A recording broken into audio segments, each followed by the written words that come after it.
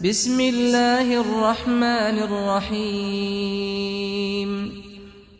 حضرت سیدنا ابو ہریرہ رضی اللہ تعالیٰ عنہ سے روایت ہے کہ نبی کریم صلی اللہ علیہ وسلم نے فرمایا، جو 100 مرتبہ سبحان اللہ و بحمدہ پڑھتا ہے اس کے گناہ مٹا دیے جاتے ہیں، اگرچہ سمندر کے جھاگ کے برابر ہوں۔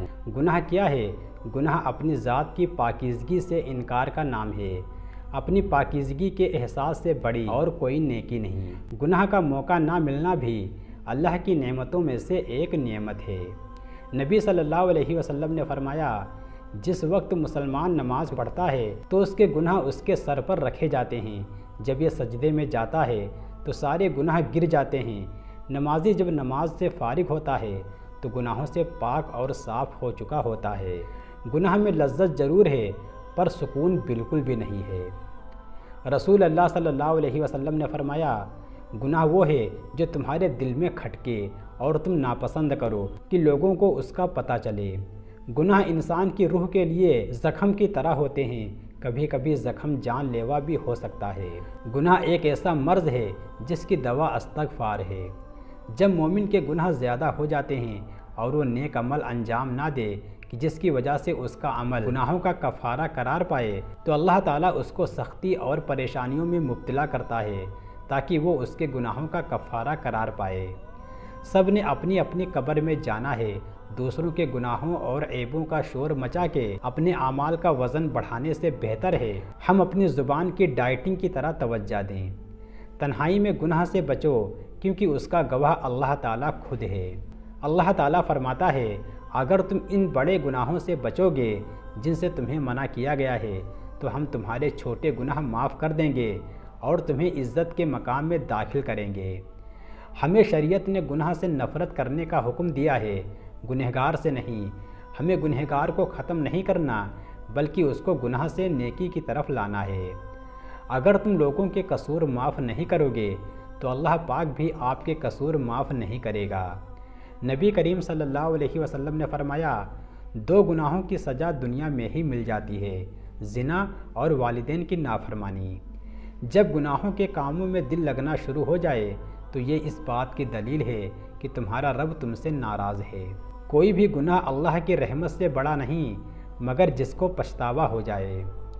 سب سے اچھی ہجرت گناہوں سے نیکی کی طرف سفر کرنا ہے، کیونکہ اللہ جانتا ہے آپ دنیا داری اور نفس سے جنگ کر کے یہاں تک پہنچے ہیں۔ نبی صلی اللہ علیہ وسلم نے فرمایا، جو شخص صدق دل اور اعتقاد صحیح کے ساتھ رمضان میں قیام کرے یعنی تراویح پڑھے تو اس کے پچھلے گناہ بخش دیے جاتے ہیں۔ اگر نماز پڑھنے سے تم گناہ اور برے کام سے باز آ جاؤ تو سمجھ لو کہ تمہاری نماز قبول ہو رہی ہے۔ کائنات کا سب سے پہلا گناہ نہ شرک تھا اور نہ کفر، بلکہ پہلا گناہ تھا کہ میں اس سے بہتر ہوں۔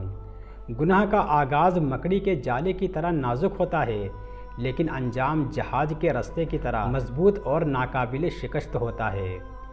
جب بھی غلطی کا احساس ہو فوراً معافی مانگ لیا کرو، کیونکہ زندگی دوبارہ نہیں ملتی۔ محبت کرنا گناہ نہیں ہے، محبت میں بہک جانا گناہ ہے۔ کہتے ہیں کہ محبت میں سب جائز ہے، غلط کہتے ہیں۔ محبت وہ جائز ہے جس میں پاکیزگی ہو۔ انسان کے اندرونی توازن میں جب بے وزنی پیدا ہو جاتی ہے، جب اس کے اندر عزت نفس کی کمی واقعی ہو جاتی ہے، اللہ سے بیگانگی پیدا ہوتی ہے، علیحدگی پیدا ہوتی ہے، تو وہ گناہ کا شکار ہو جاتا ہے۔ مرد بھی گناہ کرتے ہیں، وہ بھی جہنم میں جائیں گے، لیکن نبی صلی اللہ علیہ وسلم نے فرمایا، عورتیں زیادہ جہنم میں جائیں گی کیونکہ عورتیں زیادہ گناہ کرتی ہیں۔ کہتے ہیں کہ یہ گناہ تو صغیرہ ہے، تو جانتا ہی نہیں، اے غافل، کر کر کے صغیرہ تو پار کر چکا گناہ کبیرہ۔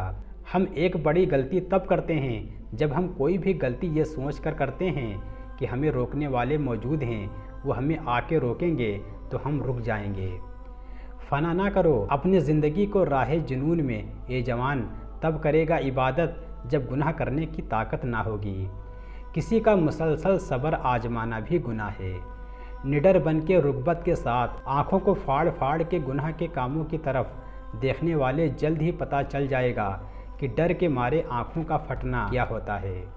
مت کیا کر اتنے گناہ، توبہ کی آس میں اے انسان، بے اعتبار سی موت ہے، نہ جانے کب آ جائے۔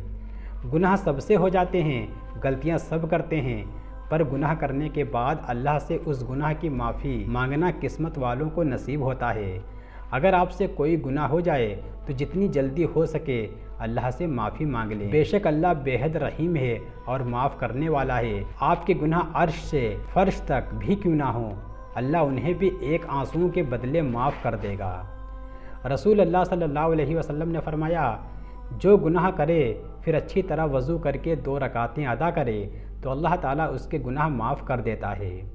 رسول اللہ صلی اللہ علیہ وسلم نے فرمایا، اللہ تعالیٰ ماہ رمضان میں روزانہ افطار کے وقت 10 لاکھ ایسے گنہگاروں کو جہنم سے آزاد فرماتا ہے جن پر گناہوں کی وجہ سے جہنم واجب ہو چکی تھی۔ رسول اللہ صلی اللہ علیہ وسلم نے فرمایا، آگ سوکھی لکڑیوں کو اتنی تیزی سے نہیں جلاتی جتنی تیزی سے غیبت بندے کی نیکیاں ختم کر دیتی ہے۔ توبہ نہایت نفیس شے ہے، کتنا ہی بڑا گناہ ہو اگر اس سے توبہ کر لی جائے تو اللہ تعالیٰ اپنا حق معاف فرما دیتا ہے۔ نبی صلی اللہ علیہ وسلم نے بغیر شادی سے رہنے سے منع فرمایا ہے۔ حدیث پاک میں آتا ہے، چور جس وقت چوری کرتا ہے اس وقت مومن نہیں رہتا۔ رسول اللہ صلی اللہ علیہ وسلم نے فرمایا، کسی بے قصور مسلمان پر الزام لگانا آسمان و زمین سے بھی بھاری گناہ ہے۔ اللہ کے ساتھ ہرگز کسی کو شریک نہ کرنا، کیونکہ شرک سب سے بڑا گناہ ہے۔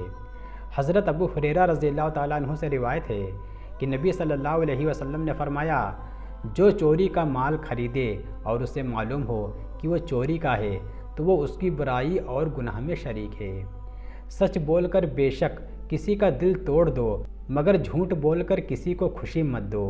سود کا 1 درہم جس کو آدمی جان بوجھ کر کھاتا ہے 36 بار زنا سے زیادہ گناہ رکھتا ہے۔ سود کے گناہ کے 70 درجے ہیں، ان میں سب سے ادنا درجہ وہ ہے جیسے کوئی اپنی ماں سے زنا کرے۔ نکاح کر کے ساتھ لے جانے والا کالا ہی صحیح، لیکن گناہ کر کے چھوڑ جانے والے خوبصورت محبوب سے لاکھ گنا زیادہ بہتر ہے۔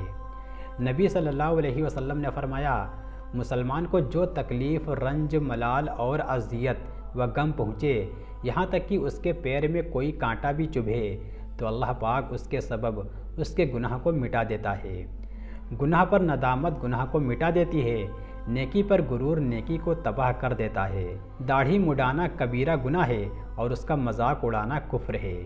جھوٹ سے بچو، اس لیے کہ جھوٹ گناہ تک لے جاتا ہے اور گناہ جہنم تک لے جاتا ہے۔ حدیث میں آتا ہے کہ ایک فرض نماز اگلی فرض نماز تک کے درمیان کے گناہوں کے لیے کفارہ ہے۔